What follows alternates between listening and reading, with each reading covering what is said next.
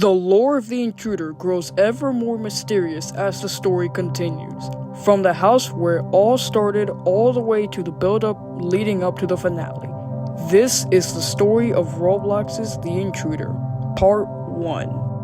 Warning: any speculation or theories made in this video aren't meant to be regarded as absolutely true or false. Do not try to use what is stated in this video as absolute evidence to prove any given theories about characters, the story, etc.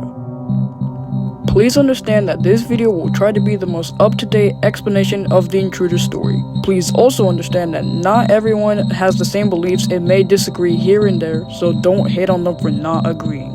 Thank you for listening to this message. Go grab some snacks and drinks and enjoy this video. God bless my people.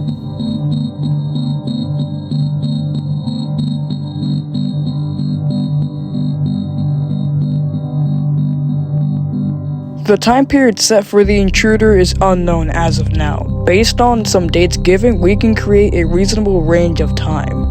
The day that Jason, a character we will get to later, went missing has been confirmed in the psychiatric hospital. According to a missing report, he went missing on March 9th of 2009. Another character known as Jesse was making a video for his channel in October 2012. Both events most likely happened before the events of the Intruder, since when mentioned, they are regarded in past tense. For the sake of simplicity, we'll estimate that the main events of the story take place from the late 2000s to the early 2020s. Now let's get into the story.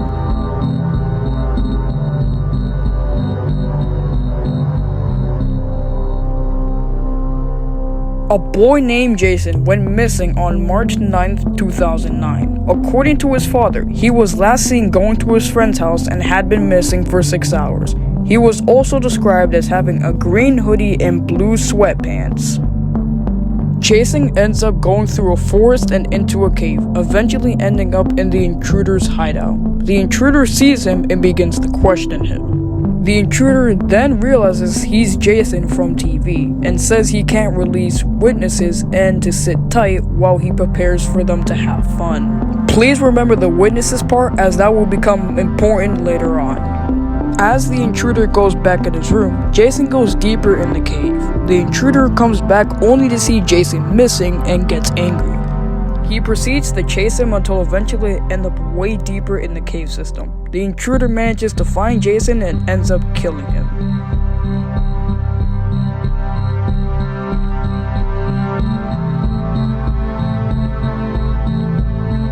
A man named Henry was driving at night with his wife, Sarah, and their newborn baby. It was peaceful and scenic. However, the peace didn't last long. In seconds, Henry ended up crashing his vehicle, killing his wife and baby. It's implied he swerved to avoid hitting the Intruder, who was on the road. Unfortunately for Henry, the Intruder got his family killed in the process.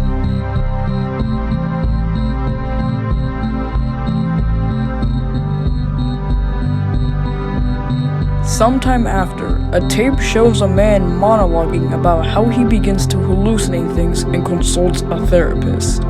The medication given to him doesn't work and he thinks something isn't right. What happens next is likely a nightmare given the atmosphere. This man then encounters the Intruder in his home, ending the tape. This could be Henry, given the fact he could be experiencing episodes of schizophrenia and low self-esteem after the death of his family and seeing the Intruder for the first time. I personally believe this is Henry inside of a nightmare about the Intruder attacking him. This dream most likely warned him of the upcoming danger that the Intruder was going to present.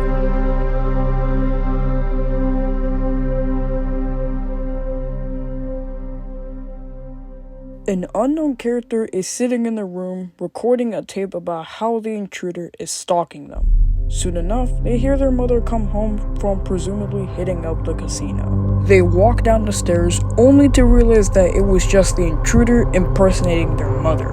The unknown character runs up the stairs and locks their door, hoping for survival. Unfortunately, the Intruder's raw strength is too much for the door. He slams the door open, and it's implied he killed the person he was stalking.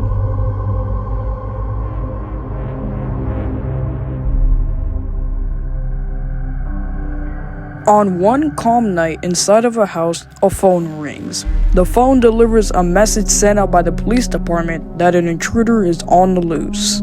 The phone service seems to be down at the moment, so the protagonist has to keep themselves safe until the phone service gets repaired. The intruder appears outside of the protagonist's home and continuously searches for them around and in the house. This goes on until the phone service is restored and the protagonist calls the police. The intruder flees the scene and is nowhere to be seen after. Now, after reviewing the intruder's victims, I have begun to draw up a theory. The people that the intruder targeted had one thing in common. They all knew of his existence. Before we go any further, I would like to state that I think the protagonist of the house is Henry, given the fact that the intruder only targets those that know about him. And Henry, at this time, was most likely one of, if not the last person alive to know about the intruder's existence, so it would make sense for him to be the protagonist of the house. The intruder most likely killed/targeted these people to prevent them from spreading news about his existence. However, this raises another question. Why doesn't the intruder want people knowing about his existence? This has to do with what his purpose is. The only lead we have at the moment was an Oak Deer Inn. When we meet Sarah, she says the following line. I sent one of my minions to kill him, but he's always stopped. This implies that the intruder was sent by Sarah to kill Henry after her death, confirming that the accident that Sarah and the baby were killed in was one of the first things to happen in the intruder timeline.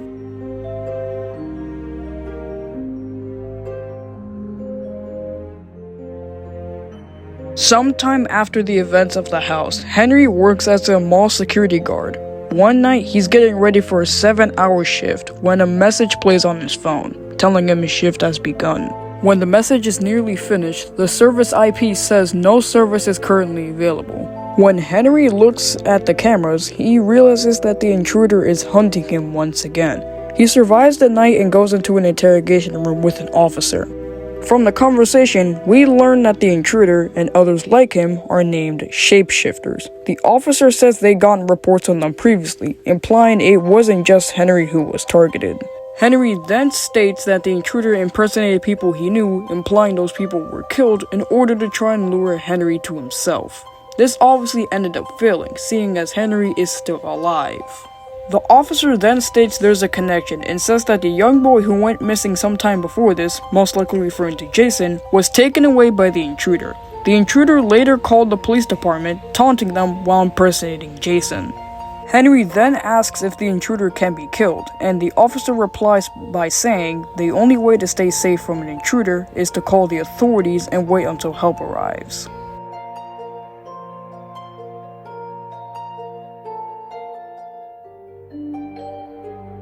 Sometime after the incident at the mall, Henry plans to confront the intruder in order to deal with him once and for all. He records a tape saying he's doing all of this to get evidence of the intruder so that the police arrest him. Also in the tape, he says that his wife and newborn child died because of the intruder's ignorance. The internet has helped Henry find leads to locate the intruder. This further proves that the time period is the 2010s to the 2020s. Henry shows up to the abandoned building which the intruder is at, and goes through puzzles set by the intruder so that Henry can find him. The intruder also taunts him about his dead family constantly. After the puzzles, Henry gets nearly duped by the intruder impersonating his wife. The intruder chases Henry twice, with the second chase leading to Henry's escape. Henry says he got clips from his journey and wants to present it as evidence for the police. Henry thinks that only time will tell if and when the intruder will get caught. Seeing as the intruder is around for at least 2 more chapters in the timeline as of recording this obviously wasn't fruitful.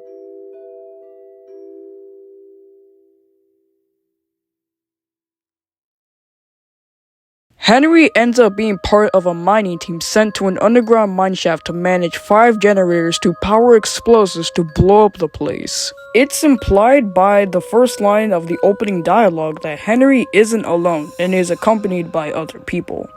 The intruder is somehow also there, breaking generators and hunting the people down. Eventually, the explosives are about to be detonated, but a man who hasn't been seen or mentioned earlier appears and begs the team to let him in the elevator before the place explodes. They let him in, and the mineshaft explosives go off. Seeing as the intruder is still alive up until chapter 5, where his current status is unknown as of recording this, it can be inferred that the good ending where the man survives is canon.